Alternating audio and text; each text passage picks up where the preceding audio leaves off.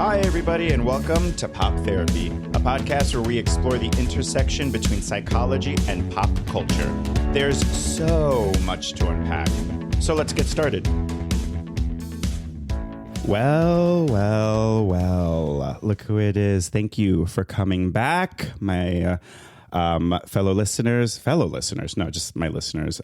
This is Omar, your friendly neighborhood therapist. So I know usually I like to start out the episodes with like thoughts and musings, and I still will today, but I don't think I'm going to spend a ton of time on it because I just sort of wanted to address, I felt like I could not speak on what's going on in the country, mainly Minneapolis right now. You know, I'm not a political commentator. I don't do like political analysis or anything like that. So there's a lot of what's going on that feels like out of my depth, or it feels like I have no right, or I'm not informed enough to comment on it. And that could be, I could be totally wrong. Maybe that's just in my head. But here's what I do have to say about that. And I do think I am well informed in this. I think, or rather what keeps coming up for me is this idea of solidarity and teamwork.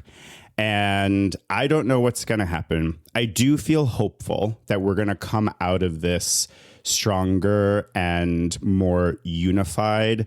The fight's going to be long and hard. Don't get me wrong. I'm not under any illusion. I'm not being Pollyanna about this. Like, oh, it's going to be great.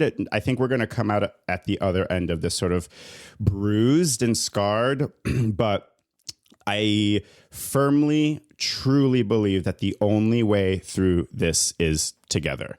I think the answer to all of this is solidarity. It's doing this together. There's no hero or like white knight that's going to come and save us because it's us. I think we're the heroes of this story. It's not a politician or a bureaucrat or anybody like that. I think we are the champions of this story. So whatever you can do to build solidarity, to cultivate connection, now is the time. You know, if you are a part of a book club, if you are a part of a sports team, if you are a part of a union, if you have, if you drop off your laundry, I just did. That's why this is top of mind. I just dropped off my laundry, and just like knowing the names of the employees, or at least trying to, this isn't a test, right? This isn't like a purity test or anything like that, but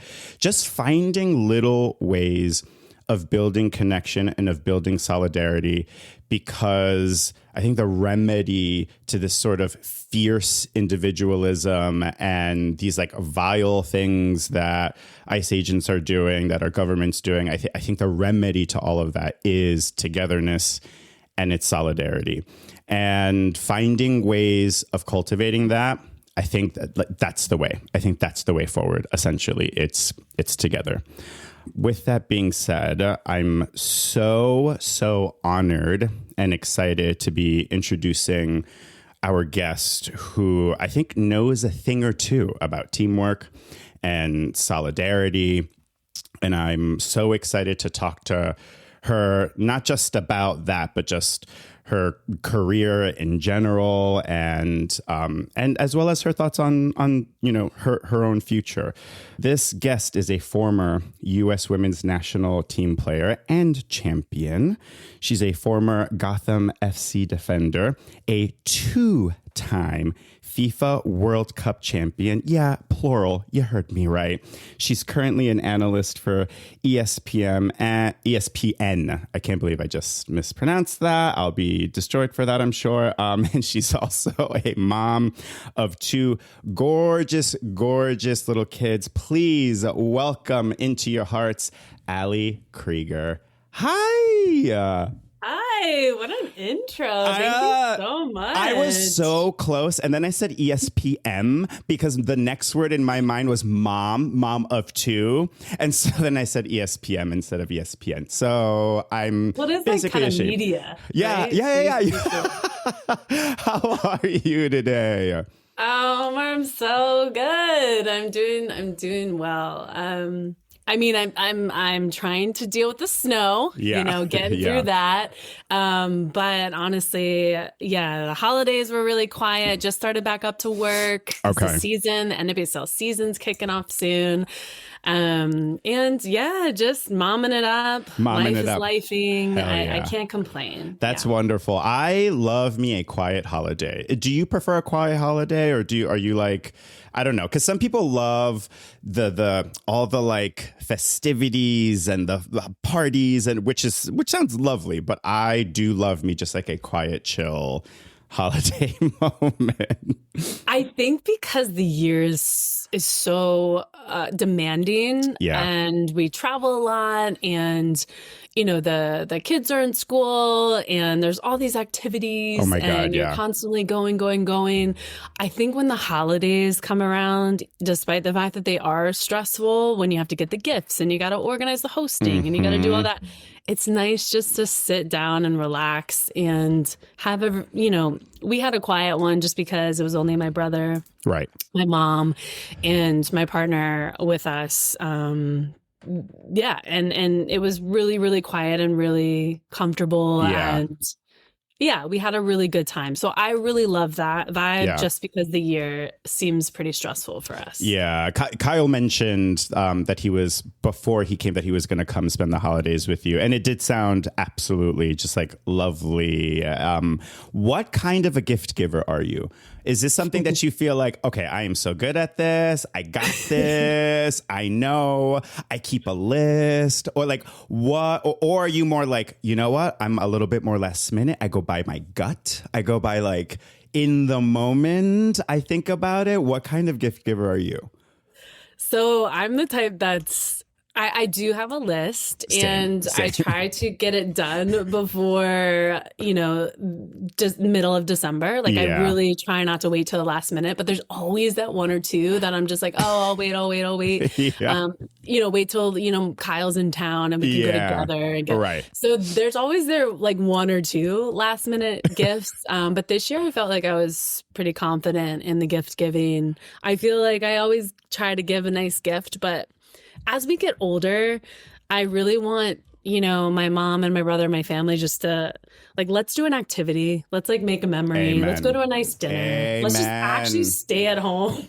Let's be together. Let's just be together. We don't have to like give gifts. And I also feel like I can, if I want something, I'm going to go buy it. So let's just give me a scratch off. Yeah. And I'll be so happy. And I'll be so One thing I did with my family, and it's been, I think, two years of this now. So I introduced the concept of let's forego gifts. And in lieu of gifts, let's plan a vacation together. Great. And that's been going really well so far. And I'm so glad I introduced this. My stress levels have gone down significantly during the holidays now, because again, instead of like looking at my list or trying to remember what was that thing that they wanted or whatever, now we're like booking hotel rooms and booking flights. And we're like, this is where we're going to go this year. And the conversations around the holidays are much more about the trip and like how excited we are, versus, me calling my sister being like, what did you get, Mom? What should I get her? I don't know what to do. Like that sort of thing. Yeah. So experience, right. I think it's all about experiences. I love that. I mean, just anything but a cruise. Anything. Like okay, fair enough. That's okay. You heard it here first. But I went on a cruise with my family last year for my mom's like 70th birthday, and Kyle had gotten her this like, cruise for Christmas. And I was like, girl, what are we doing? He goes, you better come. And I'm like, well, I guess I have to now. And when he says you better do something, you're like, okay, I better. Yeah, like, you better do it. He won't let me down. No, yeah, you'll be on your deathbed being like, you'll be like, remember you didn't go on that cruise, bitch. Oh, absolutely. So any trip but that, I'm ready. No cruises. I'm right there with you. So I'm gonna shift gears just a little bit, and I want to just like rewind all the way back in time to when we first are introduced to little Allie, little adorable Allie.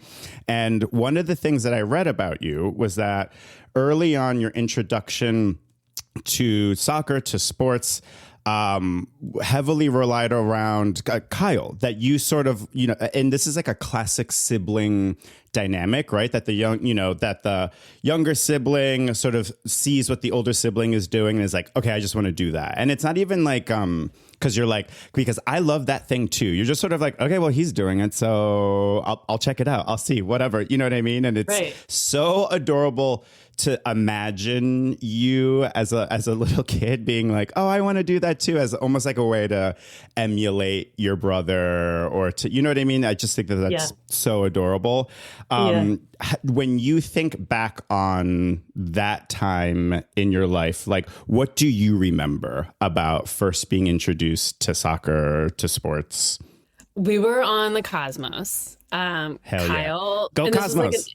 Go Cosmos. And we would get little stars to put on our, like, iron on our shirts, our little t-shirts if we did.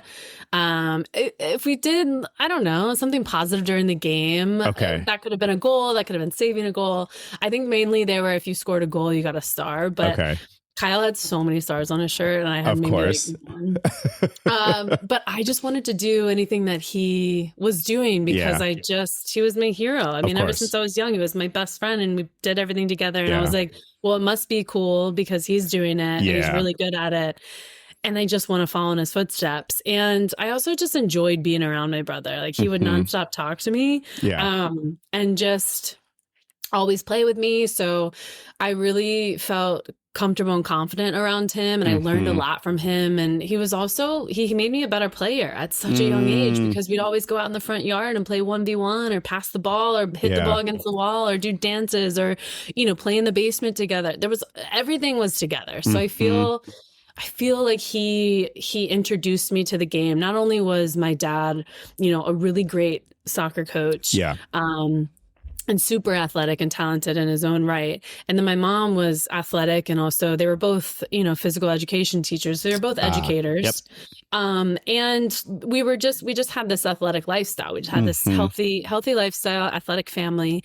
But my brother was my best friend, and he introduced me to it. I played with him alongside him on the Cosmos. And I loved it. I just loved being around him. And we really enjoyed time together. So I think because he was competitive, driven, confident in playing sports and who he was, I think that I was just naturally attracted to that at a young age. Yeah, he sort of like shepherded you into this world. How was sports discussed at home? Was it like we're watching the game every weekend, or was it not as top of mind for people? Like, what was it like at home in terms of like how you discuss sports? Yeah, I mean, it was really a topic, an everyday topic for us. There was always an activity, whether that be gymnastics, tumbling, or, dance. I did like tap dance as well. We played soccer. We did Little League together, Little League baseball together. And Kyle also was great at that. So I was just like following him around. Yeah. He was probably so annoyed. He was like, can you just like let me do my own one single thing? Yeah. Like, just like go away. But I was just around him and learning from him constantly. And he was so athletic. I mean, he still is. Yeah.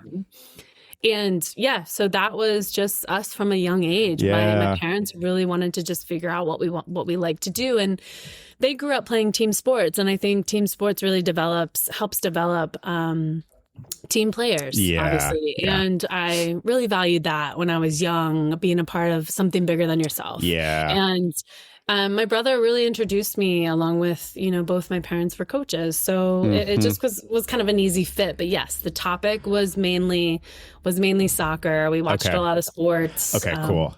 Gotcha. My dad took us to games. And that was really fun. Yeah. When do you think, so what comes to mind in hearing your story was that it may have started out as like, oh, my older brother is doing this really cool thing. It must be really cool, so I'm going to do it. But it also seems like what drew you to it was this like sense of belonging and connection, even through your brother, right? Like even through Kyle, it's like, oh, I feel connected to him via soccer and other activities. And it also sounds like you developed that on your own, just like even like as an individual. Is that something that you still feel like is so important to you, like teamwork, togetherness, solidarity? Can you speak a little bit on that? Yeah, I think that's everything. Teamwork, being together, supporting one another, people needing people, being a part of an organization where you try to get the best out of people.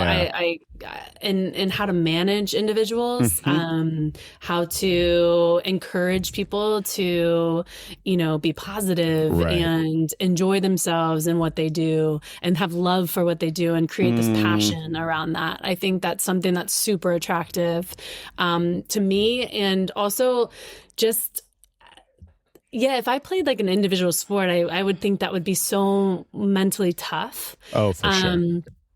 Just within itself, just having to build yourself up to perform at the level that, the standard and the level that you want to perform at. I am super competitive and want to win everything. I'm addicted to winning. So I feel like being a part of a team, I felt that support automatically. I felt like someone would have my back all the time, and I wasn't alone. Right. And so that connectedness, that togetherness, that encouragement.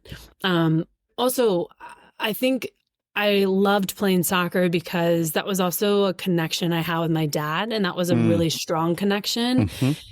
Despite maybe not connecting with him through other things, I think soccer was our main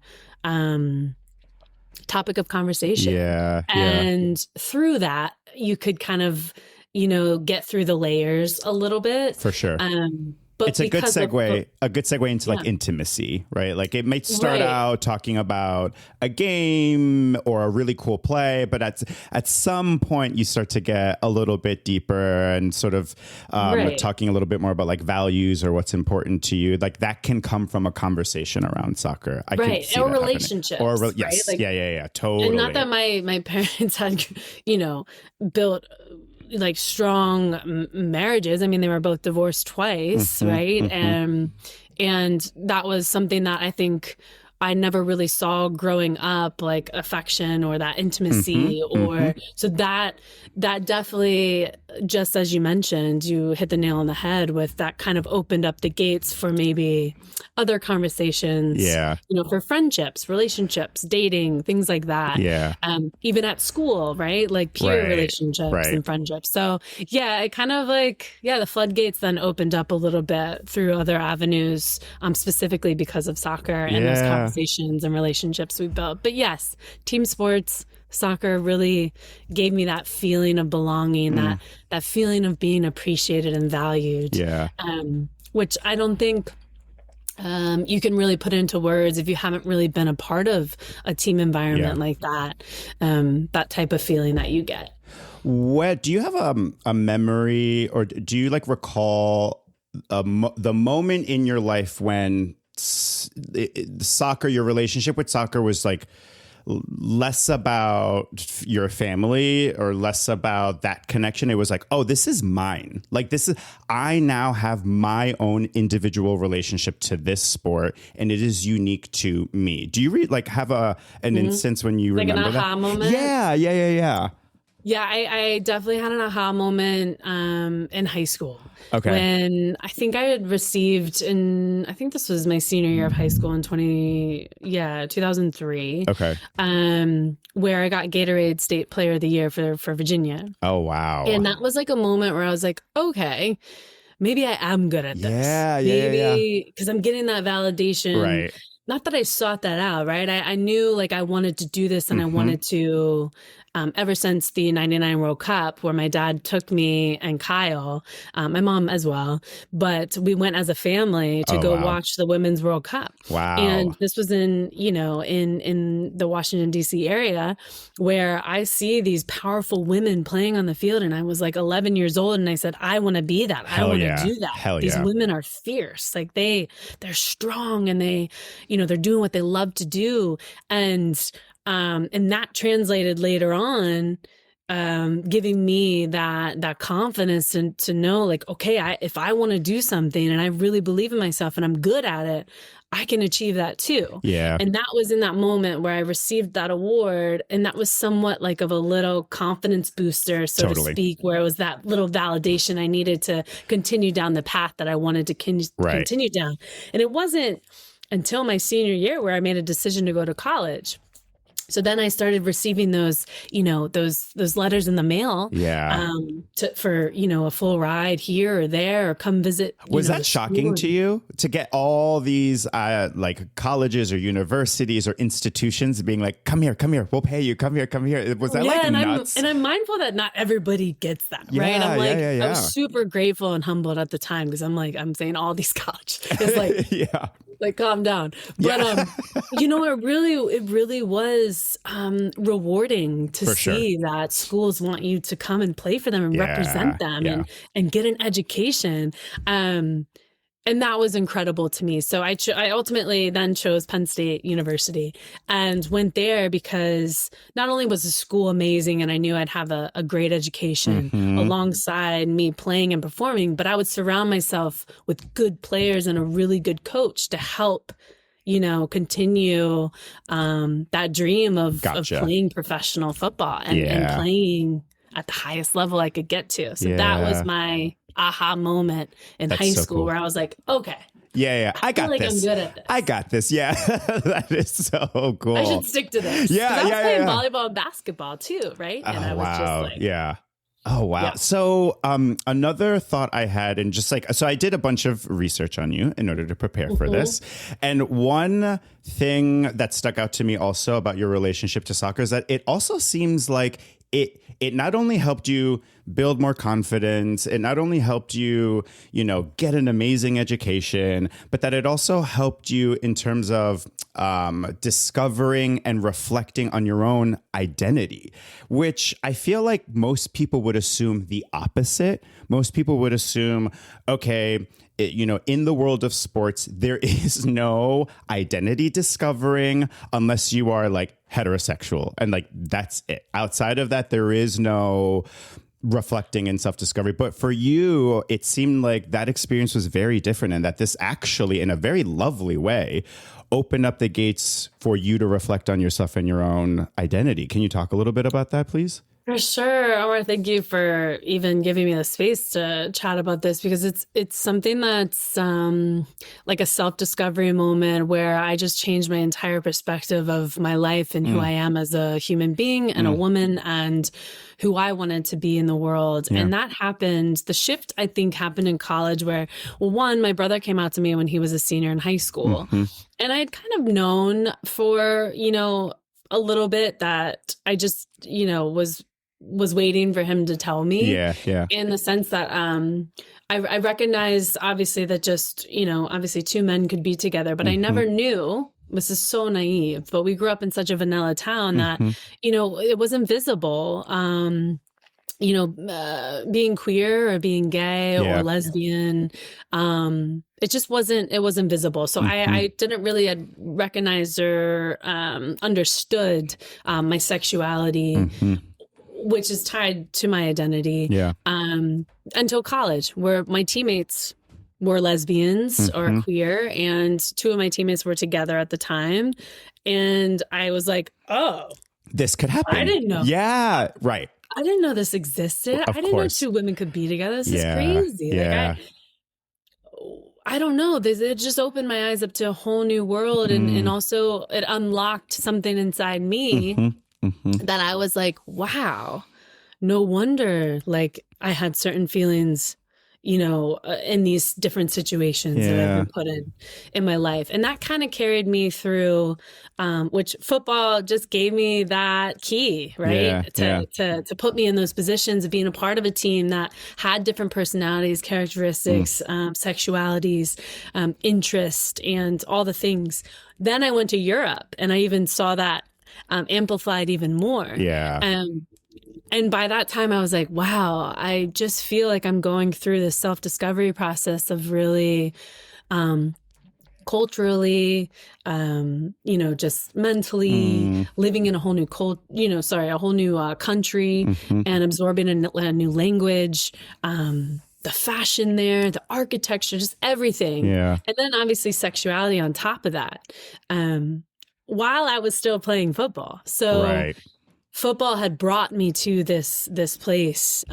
So it is true. Football gave me these tools that I could understand and learn about myself as well, and my identity.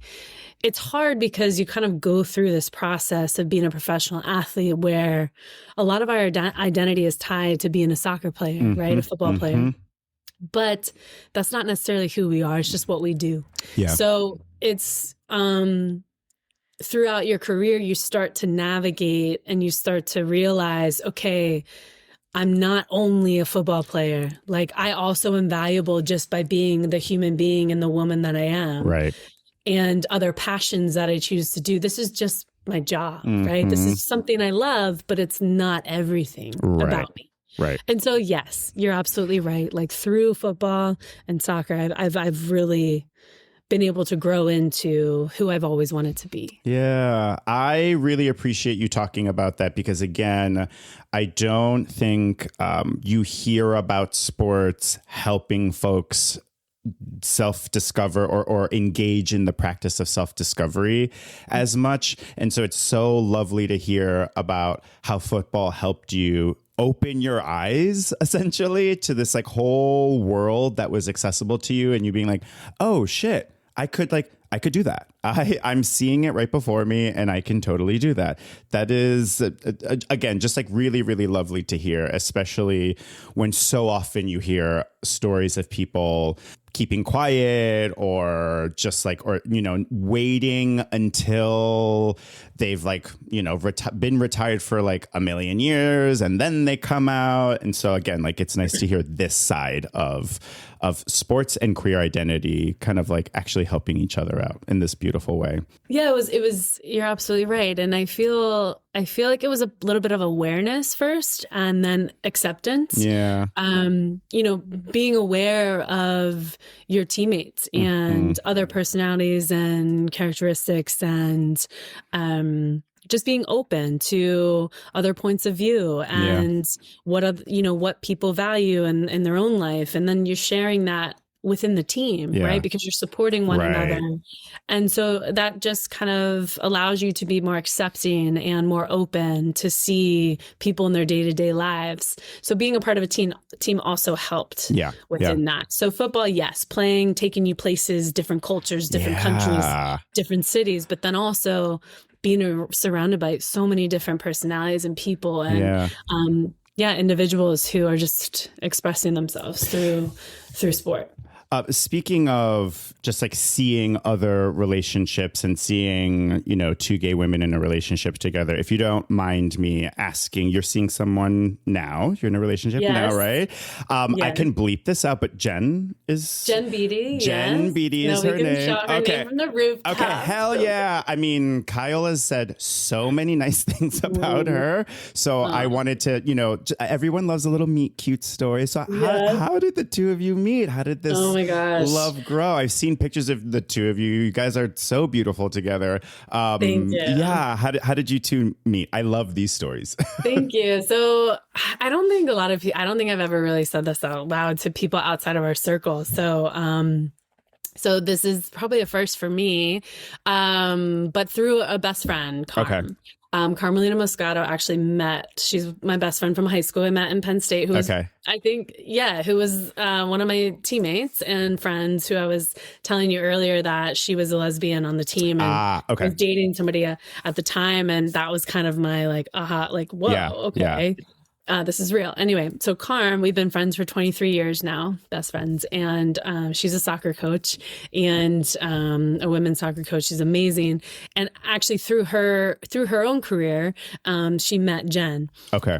Through a team atmosphere, and they had connected with other teammates in this environment. And then I think just through conversation within last year, or whenever Jen was coming to play for Bay FC, they had connected again. I think Carm had reached out and said, hey, congrats on this new opportunity. And Carm was also looking at another coaching job and asking Jen if she, just some information about that specific job. That's how they kind of started that conversation again. And then through that, it came up about me. Yeah. And and that's kind of how it started. So Carm was playing matchmaker? Carm was playing matchmaker. What a good friend. We need more. Yeah, we don't have to get into the details. Yeah. Great. It's nice when someone can vouch for another person. Like I wasn't ready to get on the dating apps. I wanted to give myself some time after my separation. I was still separated. Yeah. So I still felt like I wasn't giving and dating here and there, right? Yeah, they was just kind of like getting back on that horse, like kind of experimenting, doing my thing, because I knew I still needed to heal before I turned around into something serious again. Got it. I wasn't ready. That's fair. Mm-hmm. So yeah, that time I was like, I don't know. I'm willing to chat, but like I'm not yet there. Yeah. So we actually like waited, I think like 6 months went by. And then the conversation kind of picked up. Okay, cool. Again. Yeah. So I think that was fair. That was great because I felt more ready to enter into something at that moment. I am much more a fan of a slow burn myself when it comes to dating. And I wasn't always like that. In my 20s, I was like, if we went out 2 times, I was like, okay, we're boyfriends, we're getting married. That like, I look back on that now and I'm like, oh my God. And so with my current boyfriend, we dated for 8 months before deciding like, okay, we're going to do this. We're going to move forward onto the next step. We're going to give this a label. And I don't know, in that time, you get to really get to know the person. And then when you make the decision to take it to the next step, it feels so like you feel so grounded in what you know about the person. You know what I mean? It's like, oh, I know who this person is, and I'm making this decision based off of months of evidence that I have that supports that this is like a fantastic human being, like proof of concept. Yes. Right? Yeah. Whereas in my 20s, I was like, okay, we'll date now. We'll be boyfriends now. And then I'll learn about you later. And I'm just like, no, I really needed to flip that around. Yeah. So I love me a slow burn. Have you watched Heated Rivalry? Because that's the opposite. Well, have you watched Heated Rivalry? Yes, and I watched it probably in 2 days, and I didn't want it to stop. And I have so many questions for my brother. Oh, I have so many questions. Oh my God! Like what? Like what? What's one question? What's an example? I mean, the like sex scenes were amazing. Yeah, and I was so happy to see 2 male athletes like come out and support each other. And It took like obviously all season, and I just can't imagine also like how they feel not being able to be themselves fully. And that was like really emotional for me and my partner to watch, because it's just really like to have, I don't know, to I guess see from the outside looking in and maybe how many male athletes don't feel comfortable and confident enough in the state that we are in now that's not as accepting, and that they were together for years and no one knew about it. Right.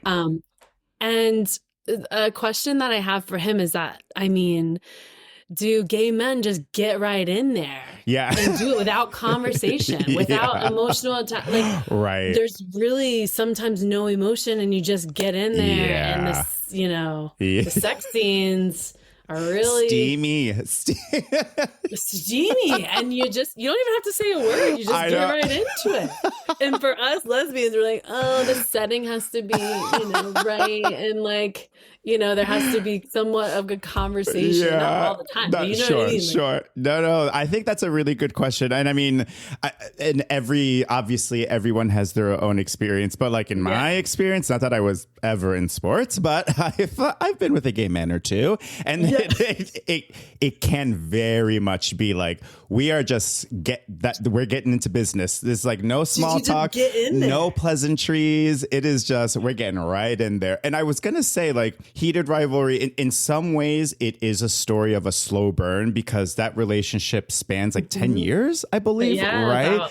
But then but because in like the summer before the summer before, but it also feels, I guess, like the opposite of slow burn in that they just get right to business. They and they're gorgeous. Like these men, like gay men, are just specimens. I'm just like, how do you look? Like, what is your routine and what is your skincare routine? I mean, smoothies. There's something in those smoothies that I was like, for real. You are just like you're just beautiful. Like the bodies. And the butts. I was just like, the butts. I cannot believe these. I'm like, they are caked up. I cannot believe it. This exercise routine, this butt routine. Send me the butt routine.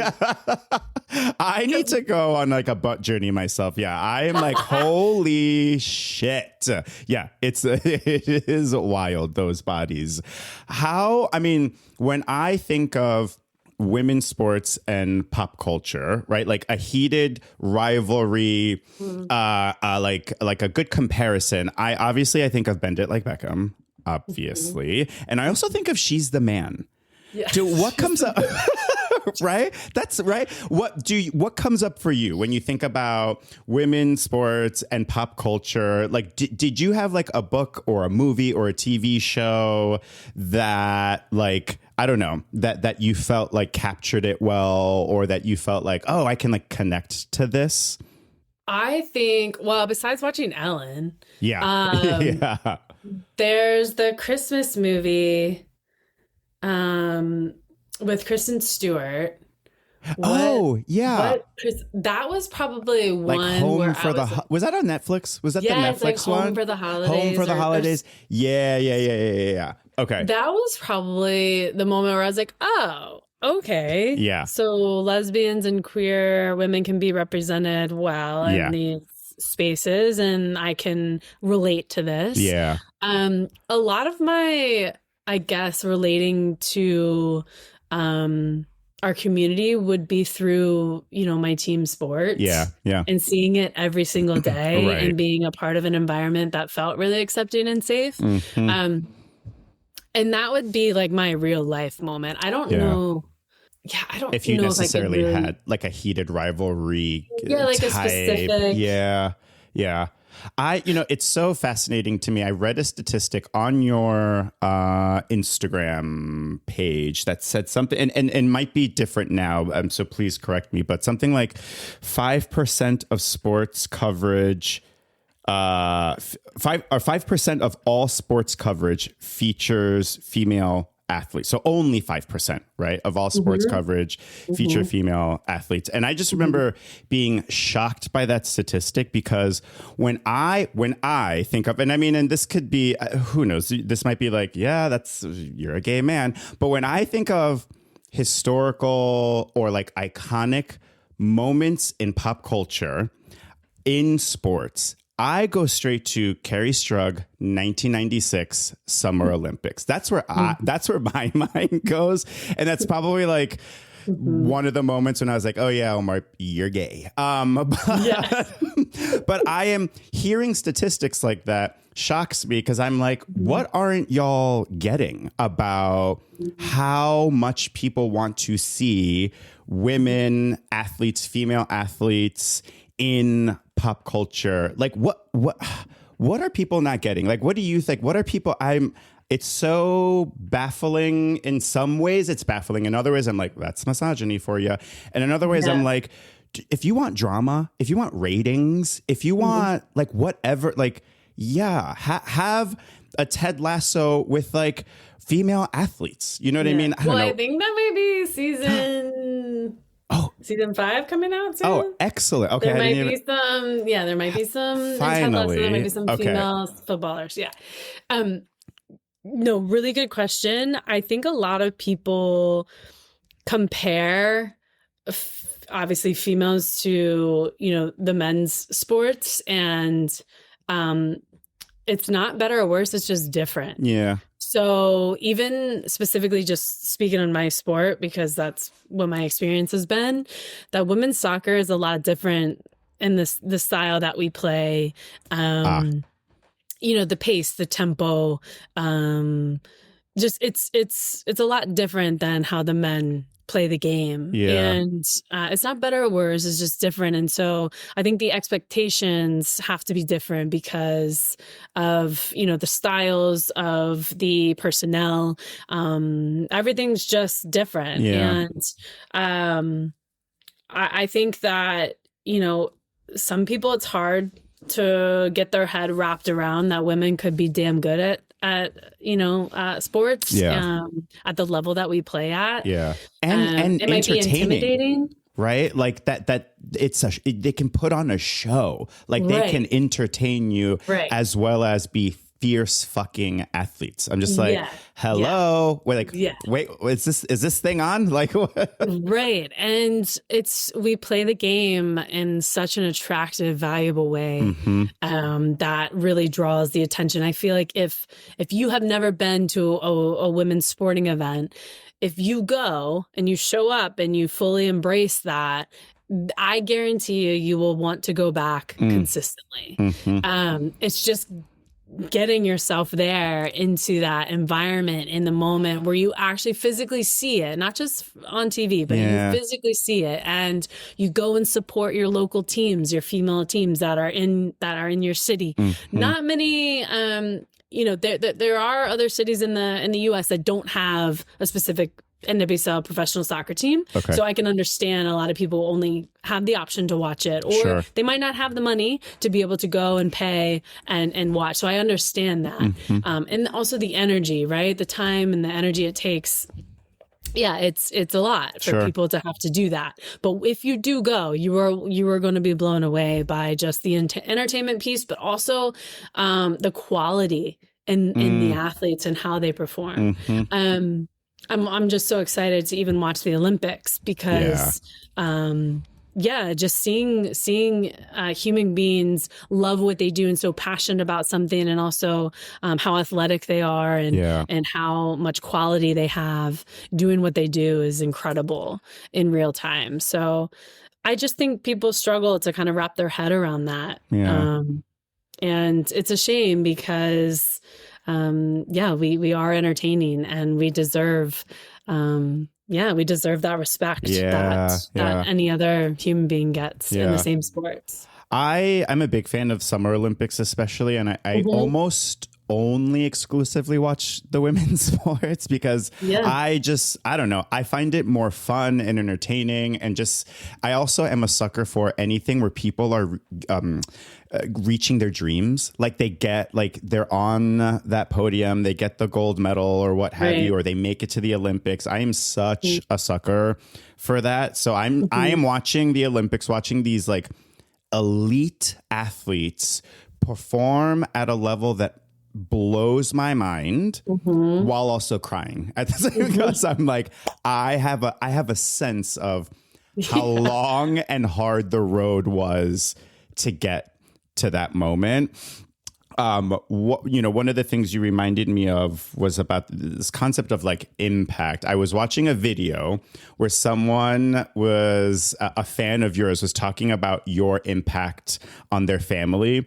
And she said, basically like, Ali, I just want to thank you. It's because of you that now my whole family watches women's soccer. Yeah. And I was like, that must be so like both so heartwarming and touching, but like a little surreal. Is it surreal for you when you hear things like that about your impact on women's football and women's soccer? Are you like, what is that? Yeah. What does that do to you? Yeah, it's really surreal because you start out playing this sport, chasing your brother around a facility because he loves it, and you just are so competitive and want to beat him at everything. So I start out by so young playing this sport just because I love it. I'm passionate about it, and that continues through the professional leagues. And you don't necessarily sign up for all the other things that come along with just playing the sport that you love, right?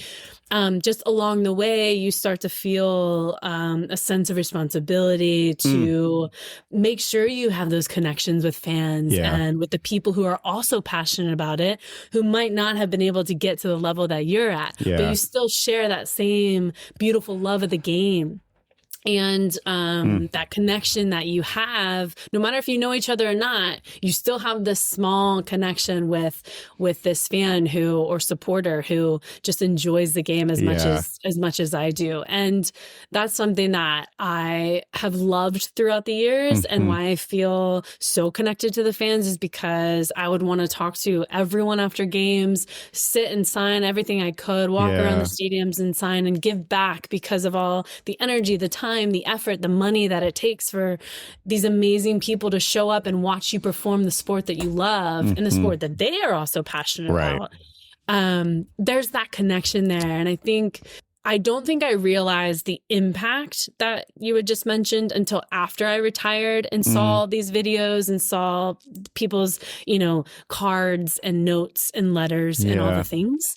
I think for me, that was the realization of, wow, I can like sit for a second and really feel that impact that I've made because you're just really doing your job. You're showing up, you're playing the sport you love, you're wanting to win championships. You have like set goals, weekly, monthly, and then yearly goals that you set for yourself that you're just like trying to achieve. And then on the outside of it, you don't necessarily realize how many people really appreciate what you do. And so I think I felt that more after I was done and retired. And was really happy that I could give, those supporters just that feeling of belonging and that feeling of connection and that feeling of, happiness. And I think that's unique to you, Allie, right? Like, I think, yes, you showed up and it's a job and, and you do your best. But I think the part that makes you stand out is your prioritizing of the connection. You prioritized the sport, and I'm sure you prioritized things like training and diet and scheduling and all of that.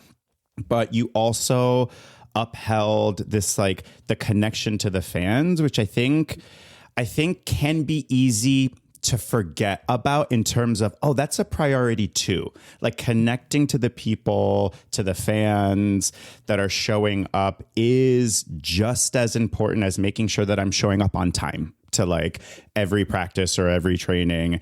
And it sounds like you prioritized that. And I saw the result of that, right? Like, I saw how adored you were and respected you were by so many people in the industry, from talking heads to fellow professional athletes to lifelong fans. I saw the outpouring of love and support, which must have been like so lovely, but also maybe even a little surprising. Like, oh shit, you know what I mean? I guess you don't anticipate that when you retire. There's lots of things that one maybe worries about, like, oh my gosh, like what is life going to look like? And there's all this ambiguity, but that must have been like such a lovely surprise to get all of that, just like respect and love from folks. Yeah. And you want to leave the game better than where you found it. Right. And it's also what I love to do. But once again, it's not who I am fully as a human. And I'm also compassionate, empathetic, and giving and kind. And I wanted to, connect with fans because also they allowed me to do what I love to do. Yeah. They were the ones showing up and putting their butts in the seats and cheering us on and being our 12th, men and women out there with us, and just really helping us succeed. So I felt like the littlest thing I could do is to have a chat, have a connection, give back, sign here, sign there, take a photo here, take a photo there, if that's going to really make their day. And they've helped make my career. Yeah. So that's something else that I always kept in the back of my mind. Yeah. What would you love to see, whether in like television or movies? What would you love to see in pop culture that focuses or highlights women's contribution in sports? Should we get like a lesbian heated rivalry, which I think would do very well, by the way. But you tell me. I think it would do really well. I think it would do really well. Yes, yeah. I agree with you. I think a heated rivalry, especially now around the Olympics, and maybe not be ice hockey, but we do tend to lean more towards dating our peers. Yeah. Because, there's similar schedules, similar lifestyles, similar team environments. And so I think it's like a lot easier in that way. So you do fall into that. So it would be really good. I think just stop treating us as a charity. Ooh, that's a great point. Say more. Speak on it. I think just over the years, it's like we are constantly fighting to be seen, to be heard, to be appreciated, to be respected, with just the quality of, talent that we have in the sports that we love, and just as women in general. But I think it's like, it's hard to show up at the table and kind of feel like there's sponsors and brands and people throwing money into women's sports because they like would feel bad or sorry for us, and not necessarily thinking that we are a good business, right? And so I think that if we take the charity piece out of it, I think that would go a long way for a lot of athletes to feel, heard and seen and visible and appreciated and valued. Right. So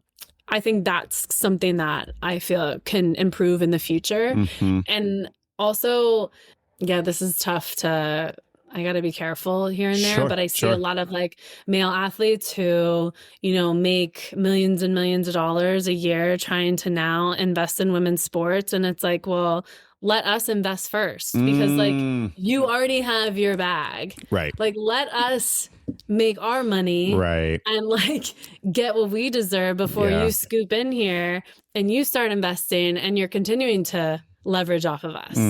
So I have to like tread lightly there, but sometimes it like makes me mad that all of a sudden a lot of our, peer athletes who are male counterparts are now, investing in women because it is a good business model and they can make money off of it, more money than what they have. And we're here trying to like show up and do our best. Right. And still not being able to get back, like get the same amount of like money or investments back. And the return. So it's right. Let us invest first and then maybe you all can. We can then think about y'all later. Let us like, figure this out first. Yeah. Right. And also like, why are you showing up? Yeah. Now. When like we needed you years ago. Right. I can understand why you want to like speak on this like as thoughtfully and like diplomatically as possible, because on one end it's like, yes, we want people seeing that this is a good business and treating us not like a charity case, but as like no, this is some good shit right here. Like we can get a lot out of this. And I can also understand being a little eyebrow raise, a little bit like, oh, now you're showing up? Like, where were you before? Like, what's going on here? And are you now taking a slice of my pie, right? Instead of helping support and like lift us up, are you now dipping your hand in the cookie jar, so to speak, right? Before we each get our cookies. What a weird metaphor that I'm using, but I think I see you nodding your head, so I think no, like that's exactly how I feel. So it's thank you, but also like let us like at least invest and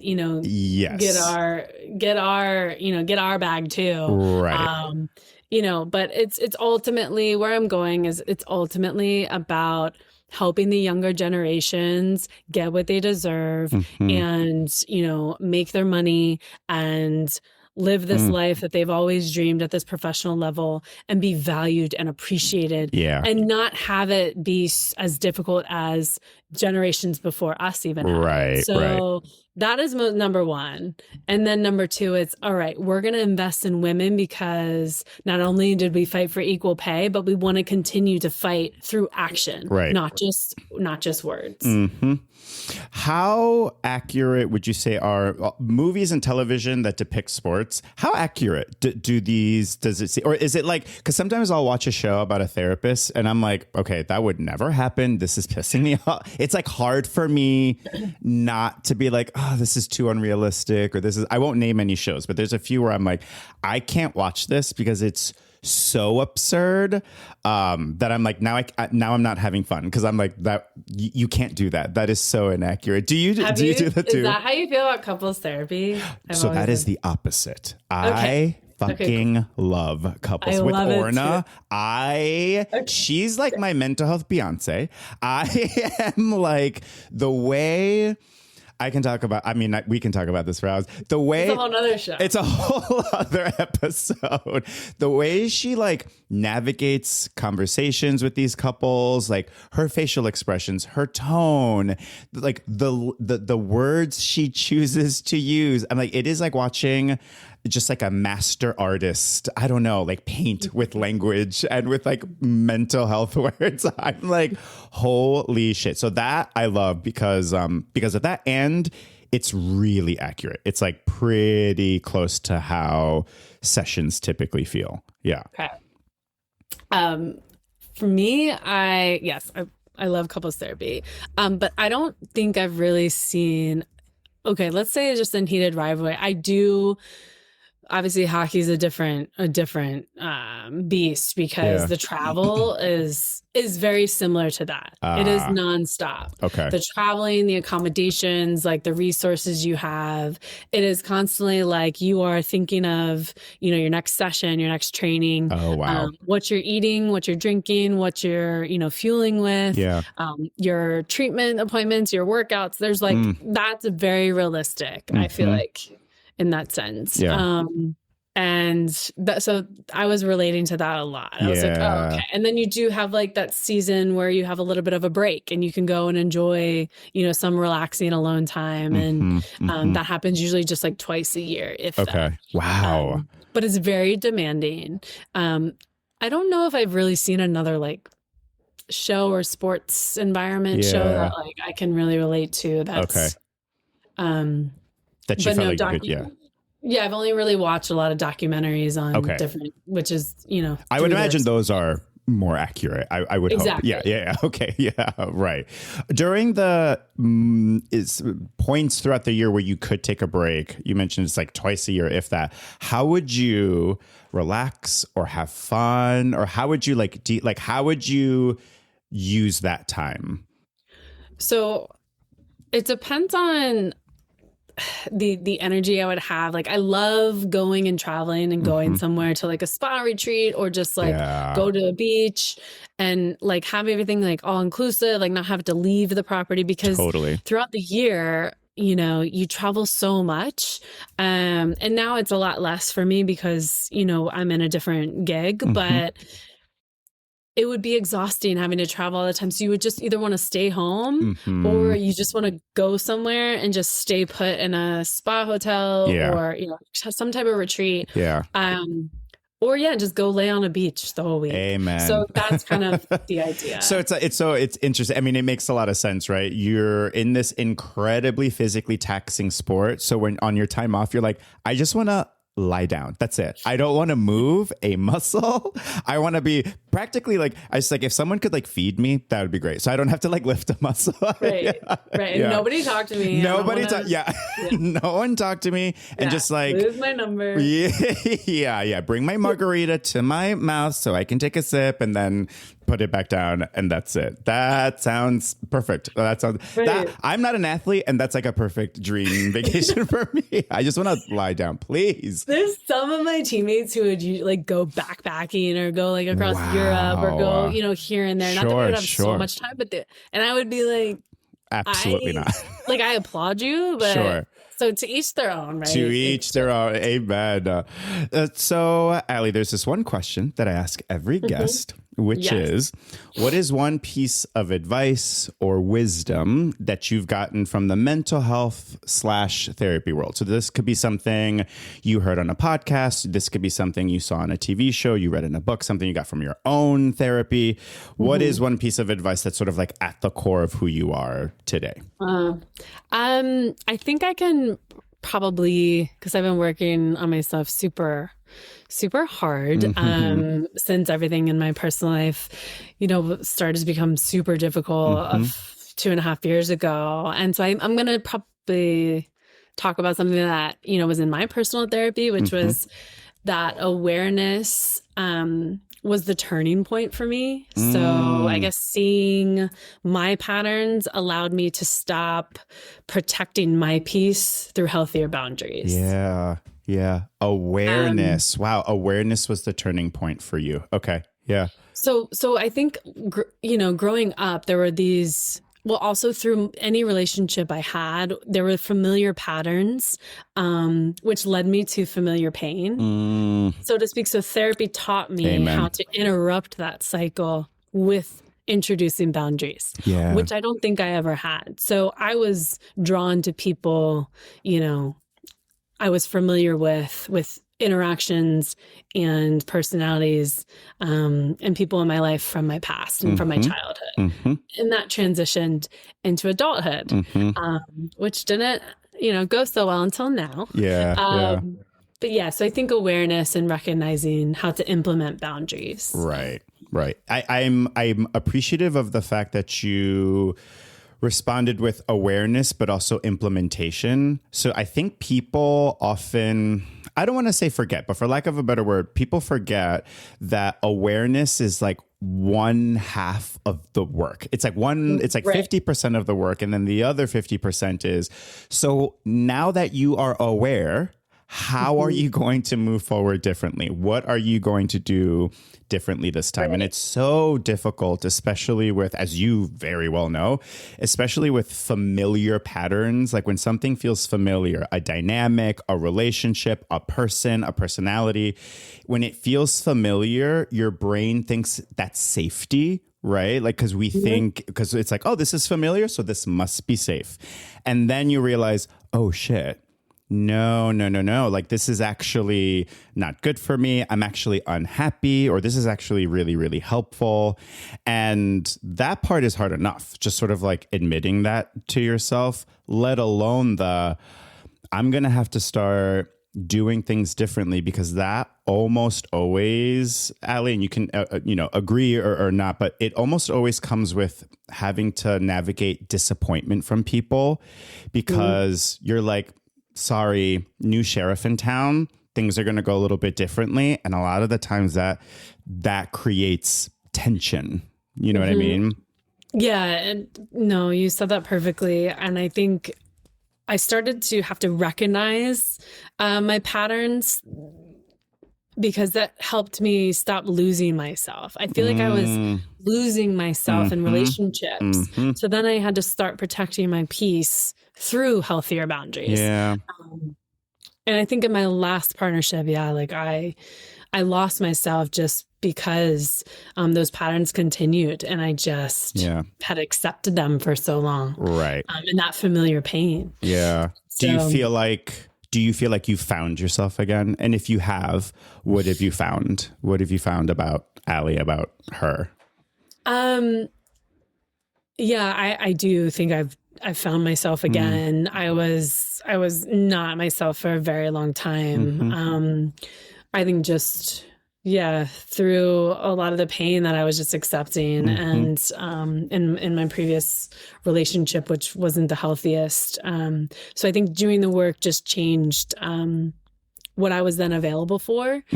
And most importantly for myself, I think I show up in a way that is a lot happier, not only for me, but for, the people around me and my kids, most importantly.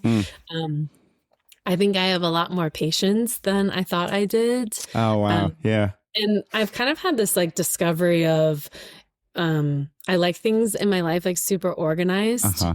I feel like if my house is organized, then my mind is organized. Totally.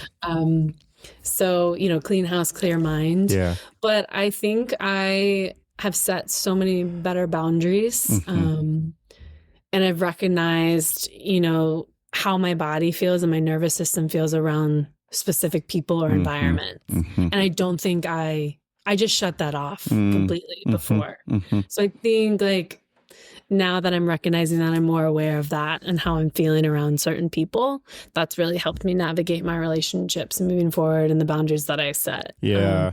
And it sounds like it's given you the chance to show up for yourself in a better way, to be like your own best advocate, supporter, parent. You're like, okay, this is what Allie needs. Like, this is what I need to do in order to make sure that Allie is thriving, functioning, healthy, like all that stuff, which just sounds like a beautiful, almost like couples therapy with yourself. You know what I mean? A little bit. Yeah. It just sounds like a beautiful transformation, or just like a beautiful repair that took place between you and you, so to speak. Right. Yeah. Right. Yeah. I was just gonna say, after everything that I went through, and then meeting my partner now, reminded me just what that healthy love I've always wanted feels like. Totally. Yeah, it feels like, the warmth of the sun. I don't know. I can how see else it on to your put it. face. I'm not recording a video, so sorry, listeners, you're not going to be able to see Allie's beautiful skin. But you are glowing, and there is a warmth. And, you know, what's interesting is that, like, even, you know, for as long as that I've known you, you've always been so kind and lovely. And like, it was always so funny to me when I would see you somewhere, right? Like in public or like, right, what have you. And I would almost kind of forget, like, how famous you were because, and I mean this in the best way, because it just felt so, I just always felt so comfortable around you. And I always felt so like accepted by you as like, oh yeah, this is like one of my brother's good friends, and he's like a part of their crew. And then someone or something would happen where I'd be like, oh right, I'm with like a major worldwide athlete right now. Right, right, duh, right. I right. You know what I mean? And so I don't know. I'm really happy to hear that you've like found yourself again, because again, and from my experience with you, that like warmth was always there. But I'm like glad you're acutely aware of that now as like just like a part of who you are and how you operate in the world. So that makes me feel really, really happy. And I'm glad that you're with someone now who can also respect that or honor that and like, you know, just like enjoy that with you and hold that up, or rather like amplify that, so to speak. Yeah. That's great. Good for you. Thank you. It's warm, steady, and safe, I would say. So that's where exactly I want to be. But thank you for saying all those nice things. Yeah, You've always been so kind too and so warm. So thank you so much. I know how valuable your time is. I know I've said this before, but I am so honored that you took the time off from just like being so busy, being such a busy human being. I mean, I know there's so much that you're doing. And again, your time is so valuable. Okay, I forgot how to speak, but let me try that again. Your time is so valuable. And so I really appreciate you taking the time. Where can folks find you? If they wanted to follow you for more, where can folks do that? Yeah, just follow on Instagram, X, and TikTok at Allie Krieger. TikTok is actually Allie Krieger 11. But yeah, just follow along. And that's pretty easy. You can find me just using my name. Hell yeah. All right. Well, as you all know, I am a therapist, but this podcast is no substitute for good old-fashioned therapy. So take what's useful, leave the rest, and don't forget, therapy makes you hotter. Bye.